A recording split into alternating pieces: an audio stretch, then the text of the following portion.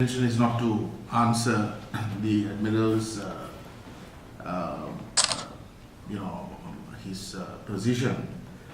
It's primarily observation to the panel and hoping that there will be some comments coming out from the panel. I was a member of the Northeast Secretariat on Human Rights. It was the founder of that was Father MX Karnar Khalifa, who was active even when some of us could not enter LTT controlled areas for safety reasons. He continued to remain in those areas and in fact was assassinated by a Claymore attack by the Sri Lankan military. He was very passionate about children. And one of the reasons for creating the Northeast Secretariat on Human Rights was to address this issue of allegations of child soldiers. Because the fact is there were instances where underage children were joining, underage means under 18, children were in fact joining the LTT. Those allegations were seen as credible even in the eyes of activists at that time. So he took the initiative along with Mr. Joseph Parral Singh and myself and Mr. Chandra Nehru to speak with the LTT.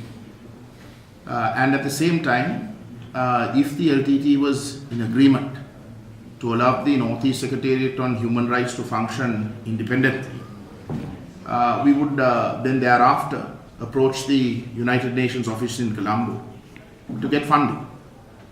And on that basis, we in fact came to Geneva because the UN office in Colombo and Mr. Rory Mongo, and he was the person in charge for human rights in Colombo at the time. He was also the chief guy dealing with Sri Lanka just before the current Mr. Thomas. The UN agreed for funding. The UN agreed. There is a question and answer time, and we have depleted time. He does not answer my question. He is giving a speech. It's very unfair. I'll get back to you. Yeah, that's I'll get back to you. Yeah, that's okay. So he is giving a speech. He is not in the panel.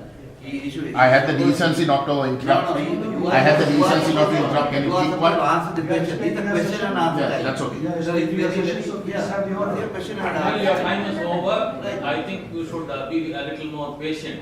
Yeah, that's the thing. So Yeah, the UN The was question would be answered. These are not speeches. So you do a question. the UN. There is democracy in this place. Can you please keep quiet? Actually, you keep disrupting or Please keep quiet. Yeah, it's not the rule of the jungle. Yeah, that's the thing. So you must know the norms of seminars. You see. Well, please don't. See, I am here to moderate. You kindly don't take over from me. So when the UN then asked the members of the Northeast Secretariat on Human Rights, there were 6 of us, we travelled to Geneva when the LTT's political head, Mr. Kamaljelvan, was also due to be in Geneva.